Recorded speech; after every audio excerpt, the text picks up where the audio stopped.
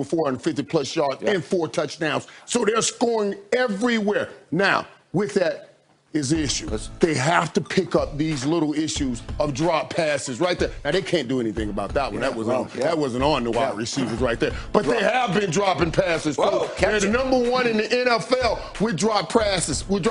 But that's something they can clean up. 7-ring scoring offense, they clean that up. They'll go up higher, and then they'll be able to battle with the Kansas City Chiefs. They'll clean it up. They'll bounce back today. They're #1 in drop passes? #1, well, Coach. they're just the opposite. You know what I think they need to do? How about run the football just a little bit? You're not going to say that because you're a wide receiver. But I'm going to say that because I'm a coach. How about run the ball just a little bit? They're ranked 29th. And you know what? Against Washington last week, they had 53 passes, Mike, and only 21 rushing yards. Come on. How about a little bit of run game? Now, James Conner comes back. He's missed 2 weeks with COVID. He's coming back with Benny Stell.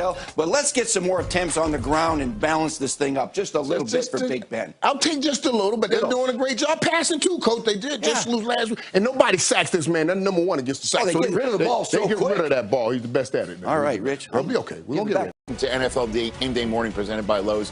We put the home and home team. I am Rich Eisen. That's Steve Mariucci, my Hall of Famer Michael Irvin at the end of the set. And Kurt Warner, after 2 weeks of wearing some flashy clothing, he is now accepting all loan applications. The bank is open on Sunday. Kurt, did we put the purple rain suit away? Because yes, I did. You come back and you go conservative. Look at this. Kurt, no more fodder this week. I'll break something back out in the future, but I needed a week off. Let Irvin take that spotlight. No, this is a great lesson for everyone out there. When you see someone that is different, allow him to be this. Because you can change a man and make him a banker. Don't do that to people. Come on, man. Just let that man be who he is. So bring your Social Security and 2 forms of identification when you're coming towards Kurt Warner later on today. All right, so we've got. I don't even know where to go now. I go to the other side. You've got thick skin. Where's my safe at? Where's the safe space, Irv? Steve Mariucci, Sunday storyline. I mentioned right at the top here. There's so much going on today with so much at stake. You have the floor. Obviously, the storyline was Kurt's suit, all right? But we've got some football-related storylines. You know how players and coaches move from team to team? Yes. We've done that, right? Irv does. But you know what? Sometimes it's by their choice. Sometimes it's by the team's choice. Well, you know what? Revenge is a dish best served cold. You mentioned it a couple times in the open. We've got some revenge games. Yeah, Jamal Adams is going to be facing Jets. That's going to be going. And Andy Dalton for the Cowboys. Irv, you know what? Against the Bengals, he spent 9 years with them. Alex Smith, 8 years. He was the first pick in the draft for the 49ers. He's going to play against the Niners. And how about Kyle Shanahan and his dad and that staff got let go over in Washington. Here they go. They're going to have a little revenge game with Washington. A lot of storylines with revenge games today, Kurt. And for me, I'm going the Kurt Warner Bowl Part 2. Last week it was Rams Cardinals. This week it is Cardinals and Giants, and it's 2 teams that are fighting for their playoff lives, but going in completely different directions. We got the Giants, who have won 4 straight. Got the Cardinals that have lost 4 of 5, with that only win being that Hail Mary throw at the end of the game to pull one out. So 2 teams going completely different directions. We got a top 5 rush offense against a top 5 rush defense, and I believe that's where this game will be won and lost. And maybe with Kyler Murray's rush yards, when he's under 40 yards rushing, they are only 3, 12, and 1 in his career with Arizona. So big matchup there between the Giants and the Cardinals. You guys are funny, man. I love you guys, man. Just make Sunday morning so funny and great. Coach, I've never gone to another team. Nice. I know. You are a loyal guy, man. Right. I've never been cut, released, or played for anybody else. But here's my storyline. My story. Shots at me? Like no. Because you guys went to other teams. I just never went to other teams. It was always by our choice, right? It was by our choice. Kurt's a little sensitive today, guys. All right. My storyline is about, in the midst of all of our reality comes sometimes great opportunity. Great opportunity. Now, the reality is Jalen Hurts starting the day. Right now, guys, the reality is that story is really about what Rich said. Wentz being benched. when you got a guy that you drafted first, the second pick of the draft 4 years ago, you've given him contracts worth $150 million.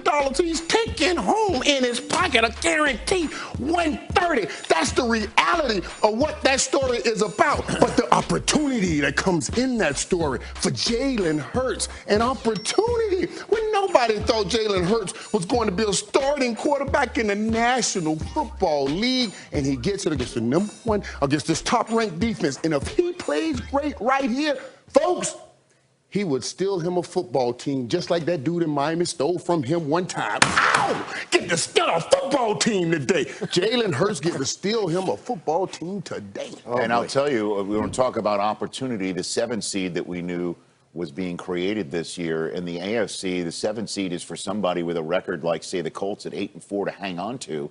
While over in the NFC, it's about opportunity. The once upon a time 1-5 Vikings go into Tampa today as the 7 seed at 6-6 with an opportunity to leapfrog the Bucs with a win. There's so much to talk about today, and let's get ready for game day right now, presented by our friends at Gillette.